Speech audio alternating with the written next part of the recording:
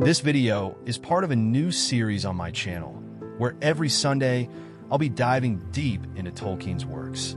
Starting with Silmarillion, I'll be covering summaries, character analyses, themes, and critical essays, helping you better understand the richness of Middle-earth. After Silmarillion, we'll journey through The Hobbit and The Lord of the Rings, exploring the intricate themes and legendary figures of these classic works. Today, I'm summarizing the key events from chapters 1 to 21 of Silmarillion as we explore the earliest days of Middle-earth, the struggles of the elves, and the bitter conflict set in motion by the Silmarils. Silmarillion, written by Tolkien, is a profound exploration of the mythology and history of Middle-earth, the fictional world that serves as the setting for The Hobbit and The Lord of the Rings.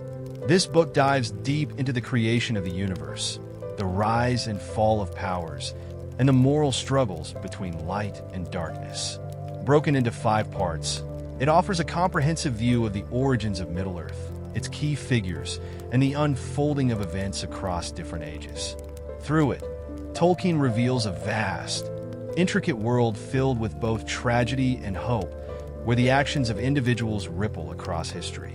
The first 3 chapters introduce us to the very beginning of creation, starting with the Ainulindalë, the tale of how the world was brought into existence through the music of the Ainur, divine beings under the direction of Eru Ilúvatar. However, Melkor, the mightiest of the Ainur, disrupts the harmony of this creation, planting the seeds of rebellion and chaos. This sets the stage for the eternal conflict between good and evil. Following this, the Valaquenta introduces the Valar, the godlike beings who descend into the world to shape it, each one representing different powers and virtues. We also encounter the Maiar, lesser beings, among whom Sauron is counted as a key figure who later becomes corrupted by Melkor. In the 3rd chapter, the 2 lamp trees are created to light the world, but Melkor's destructive nature leads to their downfall, marking the beginning of his malevolent influence on Arda. Chapters 4 through 6 move into the Age of the Elves, the first of Eru Ilúvatar's children to awaken. Their arrival brings new hope to Middle-earth, and the Valar take them to live in the bliss of Valinor, away from the growing shadow of Melkor. In the 4th chapter, we witness a temporary victory as the Valar imprison Melkor for his evil deeds. However, as we read in chapter 5, his release leads to further trouble, as his deceit and manipulation sow discord among the elves. The 6th chapter focuses on the creation of the Silmarils by Fëanor, the most talented of the elves.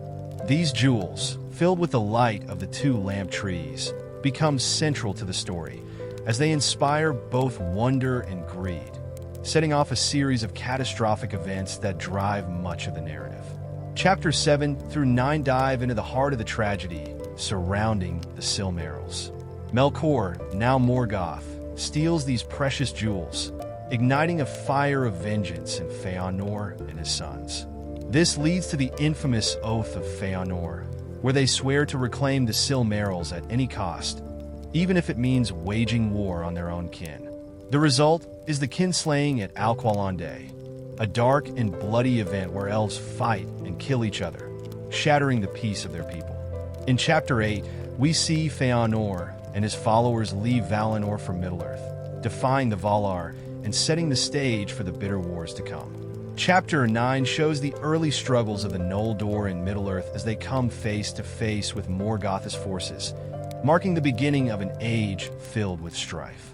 Chapters 10 through 12 shift focus to the ongoing battle against Morgoth in Middle-earth, involving both elves and men.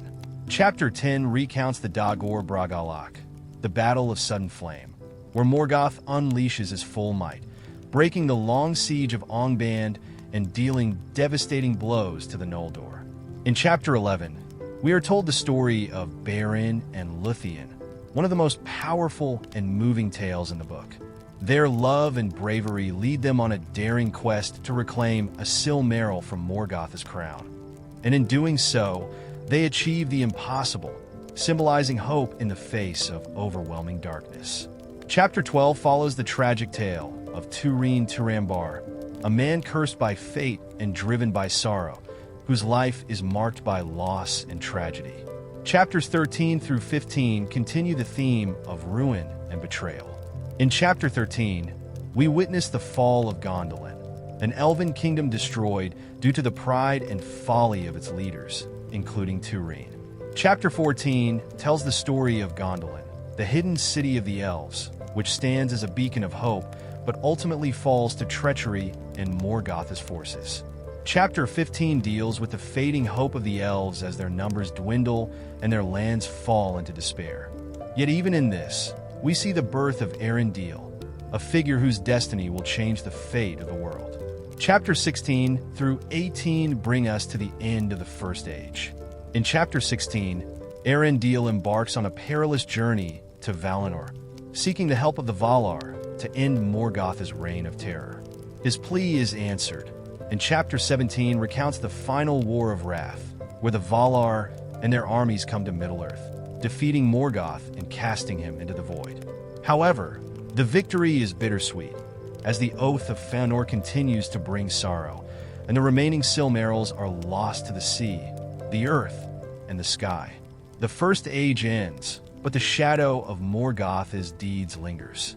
The last three chapters, 19 through 21, cover the Second and Third Ages. Chapter 19 tells the rise and fall of Númenor, a mighty kingdom of men, which falls into ruin due to its people's desire for immortality and their manipulation by Sauron. Chapter 20 moves into the story of the Rings of Power, the creation of the One Ring, and Sauron's deception of the elves. This chapter lays the groundwork for the events of The Lord of the Rings, where the struggle for control of the One Ring becomes the central conflict. Chapter 21 concludes with the War of the Last Alliance, the defeat of Sauron, and the beginning of the Third Age, though the failure to destroy the One Ring leaves an unfinished threat that will come to bear in the future. In conclusion, Silmarillion offers not only the history of Middle-earth, but a reflection on deeper themes of pride, loss, and redemption. The tales within its pages remind us that even in the face of overwhelming darkness, there is light, and through perseverance and sacrifice, hope endures. The history of Middle-earth is not just about battles and kingdoms. It is a testament to the enduring strength of the spirit, the consequences of choices, and the power of faith in the face of adversity. Through these stories, Tolkien opens a window into a world that mirrors many of our own struggles, where the pursuit of power and the resilience of hope are ever intertwined. If you enjoyed this deep dive into Silmarillion, make sure to subscribe and hit the notification bell so you don't miss any future videos on Middle-earth. Leave a like if you found the summary helpful, and comment below on what you're most excited to learn about next. Don't forget to share this with any fellow Tolkien fans who might want to join the journey.